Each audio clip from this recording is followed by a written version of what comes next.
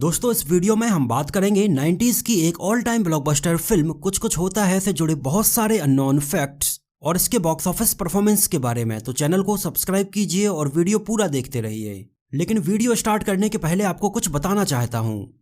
दोस्तों अभी अमेजन, फ्लिपकार्ट, मिंत्रा और एजियो जैसी बहुत सारी शॉपिंग वेबसाइट पर साल की सबसे बड़ी सेल चल रही है। तो अगर आप इन वेबसाइट से ऑनलाइन शॉपिंग करने का प्लान कर रहे हैं तो आपको कैश करो का यूज जरूर करना चाहिए। कैश करो एक ऐसी एप्लीकेशन और वेबसाइट है जो कि आपको यहाँ पर मिलने वाले नॉर्मल डिस्काउंट के अलावा एक्स्ट्रा कैशबैक प्रोवाइड करती है और ये कैशबैक एकदम रियल है। इसको आप अपने बैंक अकाउंट में ट्रांसफर कर सकते हैं या फिर अमेजन वाउचर में कन्वर्ट कर सकते हैं। कैश करो के जरिए आप 1500 से भी ज्यादा वेबसाइट से शॉपिंग कर सकते हैं। इसके लिए आपको बस नीचे डिस्क्रिप्शन में दी गई लिंक पर जाकर कैश करो एप्लीकेशन को डाउनलोड करना है, यहाँ पर अपना अकाउंट बनाना है और अकाउंट बनाने के साथ ही आपको 25 रुपए का कैशबैक तुरंत मिल जाएगा। और बस नीचे दी गई वेबसाइट्स में से आप जहां से भी शॉपिंग करना चाह रहे हैं उसको आपको सेलेक्ट करना है और सेलेक्ट करने के बाद आपको नीचे ऑरेंज बटन पर टैप करना है और आप डायरेक्टली उस वेबसाइट पर पहुंच जाएंगे। और बस शॉपिंग कंप्लीट होते ही आपका कैशबैक आपके कैश करो अकाउंट के माई अर्निंग सेक्शन में आ जाएगा और इस कैशबैक को आप चाहें तो अपने बैंक अकाउंट में ट्रांसफर कर सकते हैं या फिर अमेजन वाउचर में भी कन्वर्ट कर सकते हैं। तो डिस्क्रिप्शन में दी गई लिंक से जाकर कैश करो एप्लीकेशन डाउनलोड करें और हर ऑनलाइन शॉपिंग पर एक्स्ट्रा कैशबैक कमाएं। फिल्म कुछ कुछ होता है सही मायने में बॉलीवुड की एक एवरग्रीन फिल्म है। जब भी बॉलीवुड में बनी सबसे बेहतरीन फिल्मों की बात होगी तब उस लिस्ट में फिल्म कुछ कुछ होता है का नाम जरूर शामिल होगा। इस फिल्म को रिलीज हुए आज लगभग 22 साल से भी ज्यादा हो चुके हैं, लेकिन आज भी लोगों के ऊपर इस फिल्म का जादू वैसे ही बरकरार है। ये फिल्म आज भी जब टीवी पर किसी चैनल पर आती है तो लोग समय निकालकर इस फिल्म को पूरा देख ही लेते हैं और उन्हीं लोगों में से एक मैं भी हूं और मैंने इस फिल्म को कई बार देखा हुआ है। लेकिन इतने साल बाद भी जब इस फिल्म को हम देखते हैं तो ये देखने में हमें एकदम नई जैसी ही दिखाई देती है। इस फिल्म को करण जौहर ने डायरेक्ट किया था जो कि उनकी डेब्यू फिल्म थी। हालांकि पिछले कुछ सालों से करण जौहर की काफी आलोचनाएं हो रही हैं, लेकिन इस बात को भी बिल्कुल नकारा नहीं जा सकता है कि करण जौहर ने अपने कैरियर के स्टार्टिंग में कुछ अच्छी फिल्में भी बनाई हैं। फिल्म को रिलीज किया गया था 16 अक्टूबर सन 1998 को। फिल्म में हमें नजर आए थे शाहरुख खान, काजोल, रानी मुखर्जी, फरीदा जलाल, रीमा लागू, अर्चना पूरन सिंह, हिमानी शिवपुरी, जॉनी लीवर, अनुपम खेर और सना सईद। फिल्म को डायरेक्ट किया था करण जौहर ने, जिनकी बतौर डायरेक्टर ये डेब्यू फिल्म थी। हालांकि करण जौहर इसके पहले सन 1995 में आदित्य चोपड़ा की फिल्म दिलवाले दुल्हनिया ले जाएंगे में उनके साथ बतौर असिस्टेंट डायरेक्टर काम कर चुके थे। इस टाइम पर करण जौहर की एज लगभग 27 साल के आसपास थी। करण जौहर ने इस फिल्म के बाद सन 2001 में कभी खुशी कभी गम, सन 2006 में फिल्म कभी अलविदा ना कहना, सन 2010 में माय नेम इज खान, सन 2012 में स्टूडेंट ऑफ द ईयर जैसी कई और भी फिल्मों को डायरेक्ट किया है। फिल्म को लिखा था करण जौहर ने, प्रोड्यूस किया था उनके पिता यश जौहर ने, फिल्म में म्यूजिक दिया था जतिन ललित ने और गानों के सारे वर्जन्स को मिलाकर लगभग 42 मिनट की लेंथ के टोटल 8 गाने इसके म्यूजिक एल्बम में रखे गए थे। फिल्म के सारे गाने सुपरहिट थे और इस फिल्म के केवल 1 या 2 गाने ही नहीं, सारे ही गाने लोगों के द्वारा बहुत ज्यादा पसंद किए गए थे और आज भी इस फिल्म के गाने लोगों के बीच में बहुत ज्यादा पॉपुलर हैं। फिल्म के पॉपुलर गाने थे लड़की बड़ी अनजानी है, कोई मिल गया, तुझे याद ना मेरी आई, ये लड़का है दीवाना, साजन जी घर आए, रघुपति राघव और इसका टाइटल सॉन्ग कुछ कुछ होता है। इन सभी सुपरहिट गानों के लिरिक्स लिखे थे समीर ने और इन सभी गानों में अपनी आवाज दी थी उदित नारायण, अलका याग्निक, कविता कृष्णमूर्ति, कुमार सानू, शंकर महादेवन और मनप्रीत अख्तर ने। इस फिल्म के म्यूजिक एल्बम को सोनी म्यूजिक लेबल के बैनर तले रिलीज किया गया था और इसके म्यूजिक एल्बम की उस टाइम पर लगभग 80 लाख से भी ज्यादा ऑडियो कैसेट से सेल की गई थी और इस फिल्म का म्यूजिक एल्बम सन 1998 में सबसे ज्यादा बिकने वाला म्यूजिक एल्बम साबित हुआ था। अब बात करते हैं फिल्म के बजट और बॉक्स ऑफिस कलेक्शन के बारे में। तो फिल्म का बजट रखा गया था लगभग 10 करोड़ रुपए और फिल्म ने इंडिया में कलेक्शन किया था लगभग 46 करोड़ 86 लाख रुपए और वर्ल्ड वाइड में इसने कलेक्शन किया था लगभग 106 करोड़ रुपए और ये फिल्म उस टाइम पर एक ऑल टाइम ब्लॉकबस्टर फिल्म साबित हुई थी। इस फिल्म को देखने उस टाइम पर लगभग 3 करोड़ 56 लाख लोग सिनेमा घरों में आए थे और ये फिल्म उस टाइम पर बॉक्स ऑफिस पर पैसे कमाने के मामले में पहले नंबर पर थी। सन 1998 की अगर टॉप 5 फिल्मों की बात करें तो उसमें पहले नंबर पर फिल्म थी कुछ कुछ होता है, दूसरे नंबर पर थी प्यार तो होना ही था, तीसरे नंबर पर थी सोल्जर, चौथे नंबर पर थी बड़े मियाँ छोटे मियाँ और 5वें नंबर पर थी प्यार किया तो डर ना गया। और फिल्म कुछ कुछ होता है को IMDb पर 47,000 से भी ज्यादा लोगों ने 7.6 आउट ऑफ 10 रेटिंग दी हुई है। तो अब बात करते हैं फिल्म से जुड़े बहुत सारे अननोन फैक्ट्स के बारे में। बॉलीवुड के जाने माने फिल्म प्रोड्यूसर और डायरेक्टर यश चोपड़ा की बहन की शादी करण जौहर के पिता यश जौहर से हुई थी और इस रिश्ते से करण जौहर यश चोपड़ा के भतीजे हुए और उनके बेटे आदित्य चोपड़ा के कजिन हुए। और करण जौहर ने सन 1995 में आई आदित्य चोपड़ा की डेब्यू फिल्म दिलवाले दुल्हनिया ले जाएंगे में असिस्टेंट डायरेक्टर के तौर पर काम किया था और इसी फिल्म में करण जौहर ने शाहरुख खान के दोस्त का एक छोटा सा किरदार भी निभाया था। और इसी फिल्म में असिस्टेंट डायरेक्टर के तौर पर काम करते हुए आदित्य चोपड़ा ने करण जौहर का फिल्म बनाने के प्रति डेडिकेशन देखा और उसी टाइम पर आदित्य चोपड़ा ने करण जौहर को बोला कि उन्हें आगे चलकर खुद बतौर इंडिपेंडेंट डायरेक्टर एक फिल्म बनानी चाहिए। और इसी फिल्म में काम करने के दौरान करण जौहर की शाहरुख खान और काजोल से भी बहुत अच्छी दोस्ती हो गई थी और इन दोनों ने भी उस टाइम पर करण जौहर को खुद की एक इंडिपेंडेंट डायरेक्टर के तौर पर फिल्म बनाने के लिए मोटिवेट किया और इन दोनों ने उसी टाइम पर करण जौहर को बोला कि वो अपनी फिल्म बनाएं और ये दोनों उसमें लीड एक्टर और एक्ट्रेस का रोल प्ले करेंगे। और इस तरह से आगे चलकर करण जौहर ने फिल्म कुछ कुछ होता है के ऊपर काम करना शुरू किया। हालांकि स्टार्टिंग में करण जौहर ने 2 अलग अलग फिल्मों की स्क्रिप्ट लिखी थी जिनमें से पहली स्टोरी में केवल एक लव ट्रायंगल रखा गया था, लेकिन ये स्टोरी करण जौहर को कुछ खास पसंद नहीं आई और दूसरी स्टोरी में एक विडोवर फादर और उसकी बेटी की स्टोरी थी, लेकिन ये स्टोरी भी करण जौहर को उतनी पसंद नहीं आ रही थी। हालांकि बाद में जब करण जौहर ने इन दोनों फिल्मों की स्टोरी के ऊपर एक साथ विचार किया तब उन्हें आइडिया आया कि इन दोनों फिल्मों की स्क्रिप्ट को मिलाकर एक बेहतरीन स्क्रिप्ट बनाई जा सकती है और इस तरह से 2 अलग अलग फिल्मों की स्टोरी को मिलाकर करण जौहर ने फिल्म कुछ कुछ होता है की पूरी स्क्रिप्ट तैयार की और सबसे पहले उन्होंने फिल्म के लिए शाहरुख खान और काजोल को ही फाइनल कर दिया। शाहरुख खान जो कि उस टाइम पर सन 1996 में आई महेश भट्ट की फिल्म चाहत की शूटिंग कर रहे थे और उसी फिल्म के सेट पर उन्होंने करण जौहर की फिल्म कुछ कुछ होता है को साइन किया था। शाहरुख खान और काजोल के बाद फिल्म के तीसरे इंपॉर्टेंट किरदार टीना के लिए करण जौहर ने सबसे पहले ट्विंकल खन्ना को कंसीडर किया था। एक्चुअली करण जौहर उस टाइम पर सन 1995 में आई ट्विंकल खन्ना की डेब्यू फिल्म बरसात से बहुत ज्यादा इंप्रेस हुए थे और वो चाहते थे कि ट्विंकल खन्ना इस फिल्म में काम करें और फिल्म में टीना का किरदार उन्होंने ट्विंकल खन्ना को ही ध्यान में रखकर लिखा था। यहाँ तक कि फिल्म में इस किरदार का नाम टीना भी उन्होंने ट्विंकल खन्ना के निकनेम टीना को देखकर ही टीना रखा था। लेकिन जब करण जौहर ने ट्विंकल खन्ना को फिल्म की स्टोरी सुनाई तो ये उन्हें कुछ खास पसंद नहीं आई और ट्विंकल खन्ना ने इस फिल्म में काम करने से मना कर दिया।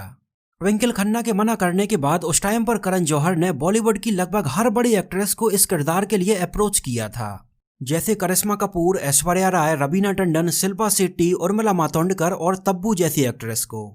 लेकिन उस टाइम पर इनमें से किसी भी एक्ट्रेस से बात नहीं बनी। इस वजह से करण जौहर उस टाइम पर काफी परेशान थे और ये देखते हुए आदित्य चोपड़ा ने करण जौहर को अपने पास बुलाया और उन्हें रानी मुखर्जी की डेब्यू फिल्म राजा की आएगी बारात का एक छोटा सा सीन दिखाया जो कि सन 1996 में रिलीज हुई थी और आदित्य चोपड़ा ने करण जौहर को बोला कि ये आगे चलकर एक बहुत बड़ी एक्ट्रेस बनेगी और वो अपनी फिल्म कुछ कुछ होता है में टीना के किरदार में रानी मुखर्जी को साइन कर सकते हैं।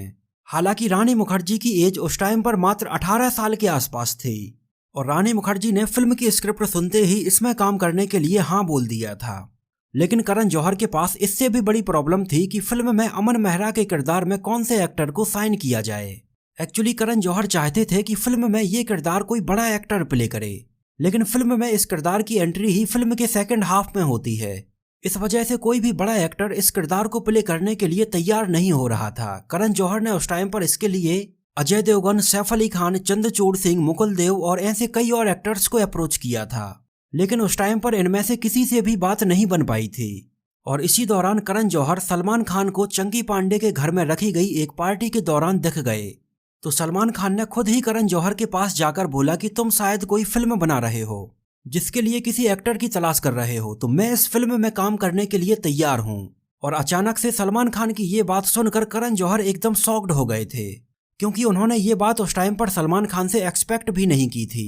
एक्चुअली ये बात सलमान खान को उनकी बहन अलवीरा से पता चली थी और सलमान खान के पिता सलीम खान और करण जौहर के पिता यश जौहर एक दूसरे के बहुत अच्छे दोस्त थे। इस वजह से सलमान खान इस फिल्म की स्टोरी सुने बिना ही इसमें काम करने के लिए तैयार हो गए थे। और सलमान खान जैसे बड़े एक्टर के इस फिल्म से जुड़ने के बाद इस फिल्म में भी 4 चांद लग गए थे। एक्चुअली सलमान खान भी उस टाइम पर बहुत बड़े एक्टर थे और करण जौहर ने बिल्कुल भी एक्सपेक्ट नहीं किया था कि सलमान खान जैसे बड़े एक्टर उनकी पहली फिल्म में ये छोटा सा रोल प्ले करने के लिए भी तैयार हो जाएंगे। सलमान खान ने उस टाइम पर इस फिल्म के लिए अपने 12 दिन दिए थे और इन 12 दिनों में ही सलमान खान के इन पूरे सीन्स को शूट किया गया था। हालांकि फिल्म के गाने साजन जी घर आए में सलमान खान के कुछ दूर से लिए गए शॉट्स में उनके बॉडी डबल का भी यूज किया गया था और फिल्म के सारे कैरेक्टर्स फाइनल हो जाने के बाद फिल्म में यूज किए गए कॉस्ट्यूम्स और फिल्म की लोकेशंस के ऊपर करण जौहर ने काम करना शुरू कर दिया। फिल्म में यूज किए जाने वाले कॉस्ट्यूम्स के लिए करण जौहर चाहते थे कि ऐसे कॉस्ट्यूम्स को यूज किया जाए जैसे कॉस्ट्यूम्स इसके पहले किसी भी बॉलीवुड फिल्म में यूज ना किए गए हों। ऐसा कॉलेज दिखाया जाए जहां पर पढ़ाई के अलावा और सारी चीजें होती हों और अपनी इस फिल्म में उन्होंने ऐसा ही कॉलेज और बहुत ही स्टाइलिश कॉस्ट्यूम्स दिखाए थे। फिल्म में दिखाए गए शाहरुख खान के कॉस्ट्यूम्स में उनकी टी शर्ट्स के ऊपर बड़े बड़े अक्षरों में ब्रांडेड नाम से लिखे हुए थे जैसे पोलो स्पोर्ट्स और DKNY। एक्चुअली शाहरुख खान के ये कॉस्ट्यूम्स फिल्म में इसलिए रखे गए थे जिससे कि ये देखने में एकदम कूल दिखाई दें। फिल्म में दिखाए गए इन कॉस्ट्यूम्स को खरीदने के लिए उस टाइम पर करण जौहर और designer Manish Malhotra specially Paris गए थे और वहां पर काफी महंगे प्राइस में इन सारे कॉस्ट्यूम्स को खरीदा गया था और ये कॉस्ट्यूम्स वाकई में फिल्म में देखने में काफी कूल दिखाई दे रहे थे और इसकी वजह से फिल्म काफी कलरफुल भी दिखाई दे रही थी। इसके अलावा फिल्म की शूटिंग भी बहुत ही खूबसूरत लोकेशंस पर की गई थी। फिल्म के ज्यादातर सीन्स स्कॉटलैंड, मॉरिशस और ऊटी जैसी लोकेशंस पर फिल्माए गए थे। जैसे इस गाने में पीछे बैकग्राउंड में दिखाई देने वाले कॉलेज को यूनिवर्सिटी ऑफ मॉरिशस में शूट किया गया था और जिस पुल के ऊपर हमें दौड़ते हुए दिखाई देते हैं इन सारे सीक्वेंस को वैन लॉकडाउन ऊटी में शूट किया गया था। फिल्म के गाने तुम पास आए का ये सीन बेस रॉक स्कॉटलैंड में फिल्माया गया था। ये सीन टेंटेलॉन कैस्टल स्कॉटलैंड में, ये सीन ड्रेल्टन कैस्टल स्कॉटलैंड में और ये सीन इंच में होम प्रायोरी स्कॉटलैंड में शूट किया गया था। इसी गाने के इस सीन को इलियन डोनन कैस्टल स्कॉटलैंड में शूट किया गया था। इसके अलावा इंडिया में फिल्म के बहुत सारे सीन फिल्माला स्टूडियो, फिल्मिस्तान स्टूडियो और महबूब स्टूडियो में शूट किए गए थे। इसके अलावा जिस टाइम पर फिल्म के गाने लड़की बड़ी अनजानी है की शूटिंग मॉरिशस में चल रही थी तब वहां पर गाने के एक सीन में शाहरुख खान और काजोल को साइकिल चलाते हुए दिखाया जाना था। तो जैसे ही इस सीन की शूटिंग शुरू हुई तो आगे थोड़ी चलकर काजोल की साइकिल का बैलेंस बिगड़ गया और वो अचानक से नीचे जमीन पर जाकर गिरी जिससे उन्हें काफी गंभीर चोट आ गई और थोड़ी देर तक तो वो वहां पर किसी को पहचान भी नहीं पा रही थी। एक्चुअली इस गाने के इस सीन को अगर आप यहाँ पर ध्यान से देखेंगे तो इस सीन में देखिए काजोल का हैंडल अचानक से मुड़ जाता है और बस ठीक इसके ही बाद काजोल नीचे जमीन पर गिर गई थी, लेकिन इस सीन को आगे फिल्म में से कट कर दिया गया था। हालांकि काजोल ऐसा मानती हैं कि जिस फिल्म की शूटिंग के दौरान वो सेट पर गिरती हैं वो फिल्म सुपरहिट हो जाती है, क्योंकि ऐसा उनकी फिल्म दिलवाले दुल्हनिया ले जाएंगे के टाइम पर भी हुआ था, जिसकी शूटिंग के दौरान भी काजोल गिर गई थी और उनको चोट आ गई थी। इसके अलावा फिल्म का एक सीन था जब समर कैंप में शाहरुख खान काजोल को अचानक से देखते हैं। एक्चुअली इस सीन में काफी सालों बाद दोनों एक दूसरे से अचानक से मिलते हैं। इस वजह से इस सीन में इन दोनों को काफी स्ट्रेंज बिहेव करना था और करण जौहर चाहते थे कि ये सीन देखने में एकदम नेचुरल दिखाई दे। तो करण जौहर ने शाहरुख खान और काजोल को बोला कि वो पहले इस सीन के लिए थोड़ी प्रैक्टिस कर लें और जैसे ही शाहरुख खान और काजोल ने इस सीन के लिए प्रैक्टिस करना शुरू की तो करण जौहर ने उन दोनों को बिना बताए ही इस सीन को शूट कर लिया था। और जब शाहरुख खान और काजोल का ये प्रैक्टिस सीन कंप्लीट हुआ तो करण जौहर ने बोला कि ये सीन एकदम परफेक्ट है, उन्हें बिल्कुल ऐसा ही नेचुरल सीन चाहिए था और उन्हें उनका सीन मिल गया है। और करण जौहर की ये बात सुनकर शाहरुख खान और काजोल एक दूसरे की तरफ देख रहे थे कि वो तो अभी केवल इस सीन के लिए प्रैक्टिस कर रहे थे, लेकिन करण जौहर ने इस सीन को शूट कर लिया है और फाइनल फिल्म में इसी प्रैक्टिस सीन को ही एज इट इज रखा गया था। इसके अलावा इस फिल्म में बहुत सारे कैमियो अपीयरेंस भी रखे गए थे, जैसे फिल्म के इस सीन में जहां पर काजोल की ड्रेस का सब मजाक उड़ाते हैं। इस सीन में हमें पीछे की साइड जानी मानी कोरियोग्राफर फराह खान बैठी हुई दिखाई देती हैं और उनके बगल में डिजाइनर मनीष मल्होत्रा बैठे होते हैं। और फिल्म के इसी सीन में नीली सलवार पहने हुए जो लेडीज यहाँ से गुजरती हैं वो एक्चुअली करण जौहर की माँ हीरू जौहर थीं, जिन्होंने फिल्म में ये कैमियो अपीयरेंस दिया था। इसके अलावा फिल्म के एक गाने तुझे याद ना मेरी आई में जानी मानी कोरियोग्राफर गीता कपूर हमें नजर आई थी। इसके अलावा फिल्म में हमें द नीलम शो के एक छोटे से सीन में निखिल आडवाणी भी कैमियो अपीयरेंस में नजर आए थे, जिन्होंने आगे चलकर सन 2003 में फिल्म कल हो ना हो को डायरेक्ट किया था। इसके अलावा सबसे पहले इस फिल्म के लिरिक्स जाने माने राइटर जावेद अख्तर लिखने वाले थे, लेकिन जब करण जौहर ने जावेद अख्तर को फिल्म का टाइटल बताया कुछ कुछ होता है तो ये उन्हें बिल्कुल भी पसंद नहीं आया। इस वजह से जावेद अख्तर ने उस टाइम पर फिल्म के लिरिक्स लिखने से भी मना कर दिया था। एक्चुअली उस टाइम पर जावेद अख्तर को लग रहा था कि फिल्म का ये टाइटल सुनने में काफी चीप लग रहा है, इस वजह से गानों के लिरिक्स को बाद में समीर ने लिखा था। लेकिन जब ये फिल्म रिलीज हुई और एक ब्लॉकबस्टर फिल्म साबित हुई तब जावेद अख्तर ने बोला था कि वो फिल्म के टाइटल को लेकर बिल्कुल गलत थे, फिल्म का टाइटल कुछ कुछ होता है एकदम परफेक्ट था। इसके अलावा जब शबाना आजमी ने भी इस फिल्म की स्क्रिप्ट सुनी थी तो उन्होंने करण जौहर से बोला था कि ये क्या इलॉजिकल स्टोरी लिखी है, जिसमें फिल्म के फर्स्ट हाफ में जब काजोल के बाल छोटे होते हैं तो शाहरुख खान को वो बिल्कुल पसंद नहीं आती हैं, लेकिन फिल्म के सेकंड हाफ में जब काजोल के बाल बड़े हो जाते हैं तो शाहरुख खान को वही काजोल पसंद आ जाती हैं। हालांकि इस फिल्म के अंदर और भी ऐसी बहुत सारी इलॉजिकल चीजें रखी गई थीं, जैसे कि रानी मुखर्जी मरते टाइम पर बोलकर जाती हैं कि उनकी बेटी के हर जन्मदिन के मौके पर उसको एक लेटर दिया जाए, और ऐसे उस बच्ची का 8वां जन्मदिन आते आते उसको 8 लेटर मिल जाते हैं। तो क्या उस बच्ची ने पहले साल से ही उन लेटर्स को पढ़ना शुरू कर दिया था? और क्या रानी मुखर्जी को पता था कि इन 8 सालों तक भी काजोल की शादी नहीं होगी? ऐसी ही कुछ और भी इलॉजिकल चीजें इस फिल्म के अंदर रखी गई थीं, जिनको लेकर उस टाइम पर भी इस फिल्म को क्रिटिसाइज किया जा रहा था, और आज भी बहुत सारे लोग फिल्म में लॉजिक ढूंढने के चक्कर में इसको क्रिटिसाइज करते हैं। लेकिन इस फिल्म से लोग इमोशनली इतने ज्यादा अटैच हैं कि उनको लॉजिक से कोई फर्क नहीं पड़ता है। फिल्म में ऐसा जादू है कि ऑडियंस अपने आप इस फिल्म से जुड़ जाती है, और आज भी जब भी ये फिल्म टीवी पर आती है तो इस फिल्म की टीआरपी बहुत ज्यादा होती है। हालांकि फिल्म की अगर एक बेसिक स्टोरी लाइन देखी जाए तो ये काफी famous American novel Archie comics के कैरेक्टर्स से काफी हद तक मैच करती है, जहां पर शाहरुख खान ने आर्ची का किरदार निभाया था, रानी मुखर्जी ने वेरोनिका का और काजोल ने बेटी का किरदार निभाया था। इसके अलावा अगर इस फिल्म का क्लाइमैक्स देखें तो ये काफी हद तक सन 1989 में आई फिल्म चांदनी के क्लाइमैक्स के जैसा ही दिखाई देता है। ये फिल्म 16 अक्टूबर सन 1998 को उसी सेम दिन गोविंदा और अमिताभ बच्चन की फिल्म बड़े मियाँ छोटे मियाँ के साथ एक ही दिन रिलीज हुई थी। इस वजह से उस टाइम पर फिल्म के बॉक्स ऑफिस कलेक्शन पर भी काफी फर्क पड़ा था। लेकिन फिल्म कुछ कुछ होता है कलेक्शंस के मामले में उस टाइम पर फिल्म बड़े मियाँ छोटे मियाँ से कहीं ज्यादा आगे थी, और all time box office collection के मामले में ये फिल्म उस टाइम तक तीसरे नंबर पर थी। इसके आगे उस टाइम पर केवल 2 ही फिल्में थी, हम आपके हैं कौन और दिलवाले दुल्हनिया ले जाएंगे।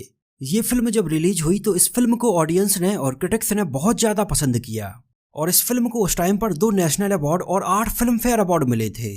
नेशनल अवार्ड था best film for providing wholesome entertainment के लिए, और दूसरा था फिल्म के गाने कुछ कुछ होता है के लिए अलका याग्निक को बेस्ट फीमेल प्लेबैक सिंगर के लिए। इसके अलावा फिल्म फेयर अवार्ड थे बेस्ट फिल्म के लिए, best director, best actor, best actress, best supporting actor, best supporting actress, best screen play और बेस्ट आर्ट डायरेक्शन के लिए। इसके अलावा फिल्म में नजर आने वाली सना सईद ने आगे चलकर सन 2012 में एक बार फिर से करण जौहर के साथ उनकी film student of the year में काम किया था, जिसमें वो हमें तान्या इसरानी के किरदार में नजर आई थी। तो दोस्तों ये तो बात हुई फिल्म कुछ कुछ होता है से जुड़े बहुत सारे अननोन फैक्ट्स के बारे में। मुझे तो ये फिल्म बहुत ज्यादा पसंद आई थी, और ये फिल्म मेरी कुछ ऑल टाइम फेवरेट फिल्मों में से एक है, और आज भी मैं इस फिल्म को देखना बहुत पसंद करता हूँ। आप लोगों को ये फिल्म कैसी लगी थी? इस फिल्म के बारे में आपका क्या कहना है? और अगर इस फिल्म से जुड़ी आपकी कुछ यादें हैं तो वो भी हमें कमेंट में जरूर मेंशन कीजिए, और डिस्क्रिप्शन में दी गई लिंक में एक बार कैश करो एप्लीकेशन को जरूर ट्राई करें। तो मिलते हैं किसी नए वीडियो में किसी नई मूवी से जुड़े बहुत सारे अननोन फैक्ट्स और ऐसी ही रोचक बातों के साथ।